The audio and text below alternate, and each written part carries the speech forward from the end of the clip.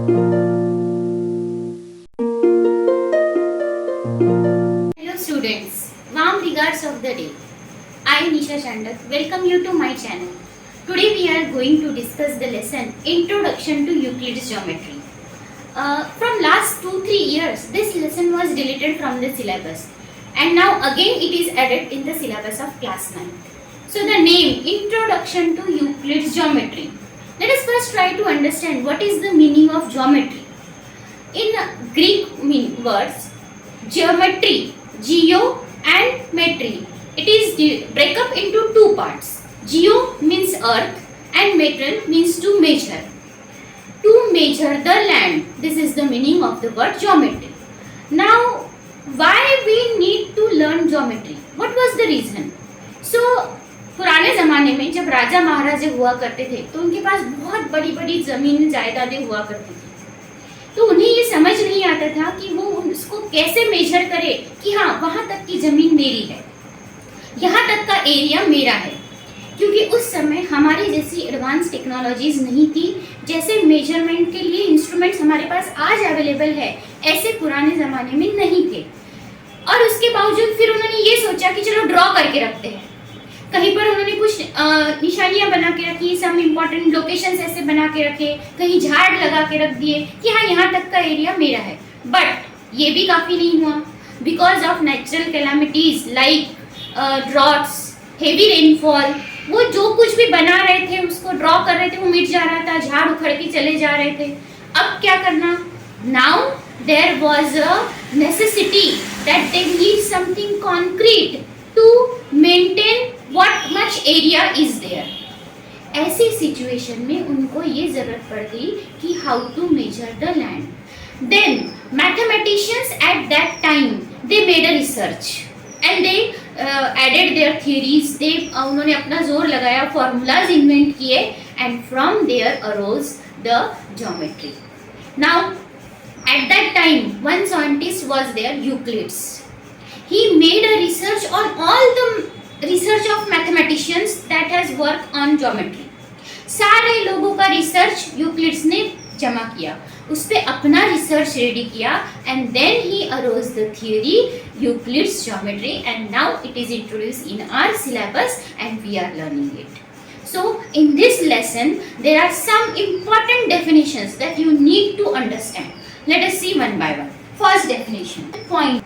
A point is that which has no part. I have a marker और इसके tip से if I am making here a point on the board, so that point is visible to you.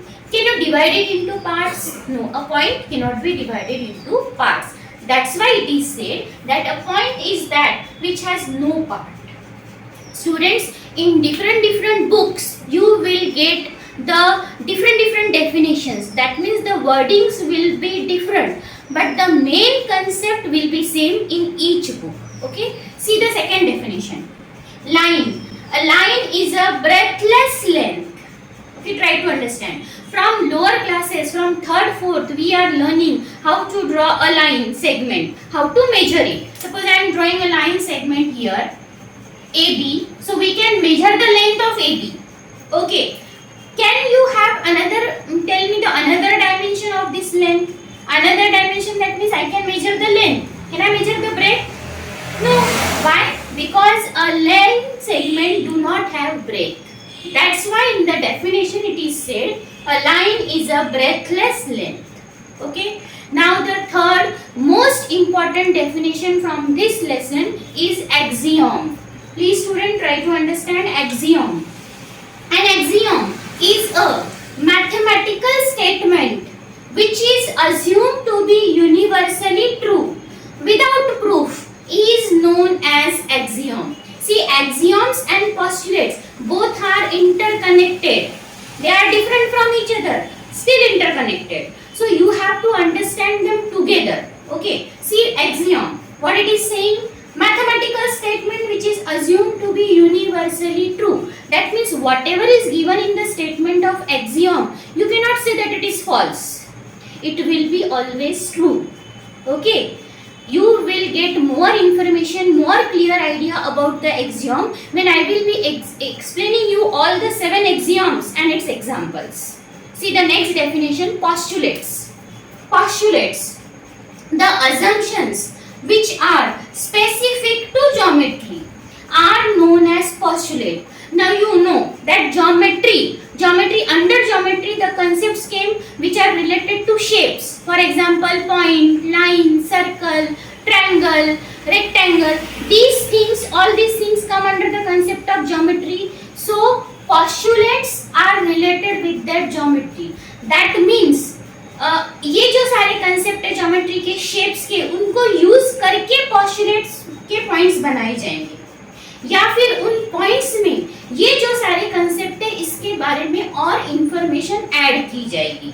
These are postulates. That's why it is specific to geometry. Geometry के concepts को use करके postulates बनाए जाते हैं. Okay. See, in axioms these concepts will not be used. मतलब geometry के concepts axiom में use नहीं होंगे, बट मैथ्स के कंसेप्ट होंगे. For example numbers, algebraic some examples, expressions, ये सारी चीजें एक्सियम्स में यूज होंगी. और पार्ट्स, शेप्स, ये जो ज्योमेट्री का पार्ट है वो पोस्टुलेट्स में यूज होगा. Okay, now students I will explain you all 7 axioms. Okay, see the first axiom. Things which are equal to one another are equal to the same thing. Okay, try to understand with the help of an example. We have two things here. One thing is P, another is Q. Okay, P it is equal to A, and the second thing Q it is also equal to A. They both are equal to A, so we can say that P will be equal to Q. This is the meaning of first axiom. Okay. See the second axiom. If equals are added to equals, wholes are equal. That means we have two equal things, A and B. They are equal to each other. A equal to B. The equality sign shows that they are equal to each other. Now to the A we are adding Z, and to B also we are adding Z. That means same thing is added on both the sides. If we are adding same thing on both sides, then whatever result we will get, that will also be same. Okay, Start. okay, so the two axioms are clear to you. Now the third axiom. See, if equals are subtracted from equals, the remainders are equal. Second axiom was if equals are added. Now the third is equals are subtracted. Now again here also we have two similar things, A and B. They are same.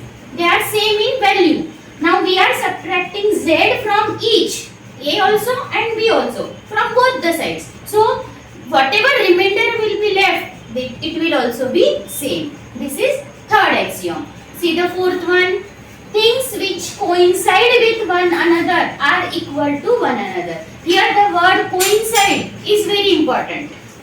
Okay, what is the meaning of coincide? That means on one another, like this. If I am keeping my hand on one another, so my two hands are coinciding one another.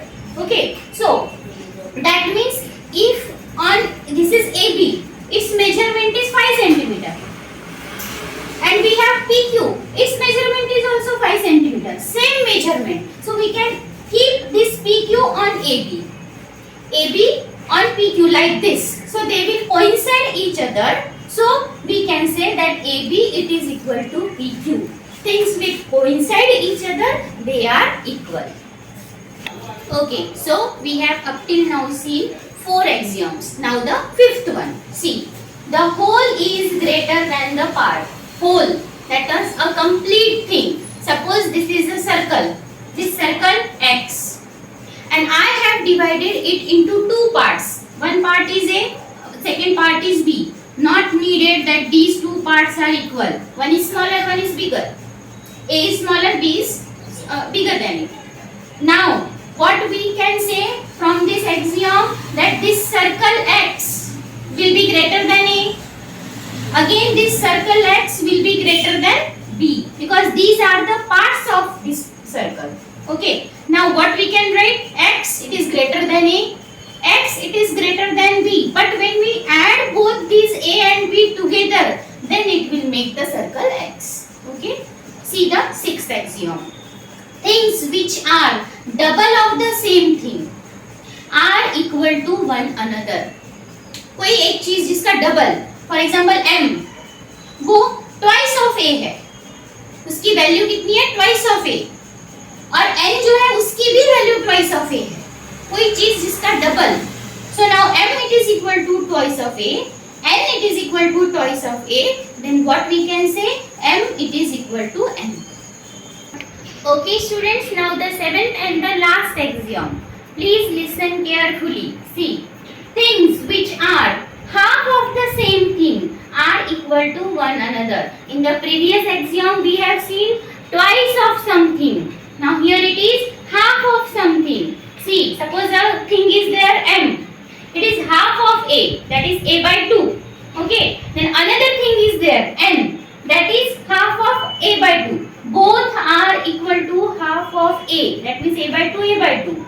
So we can say that m it is equal to n.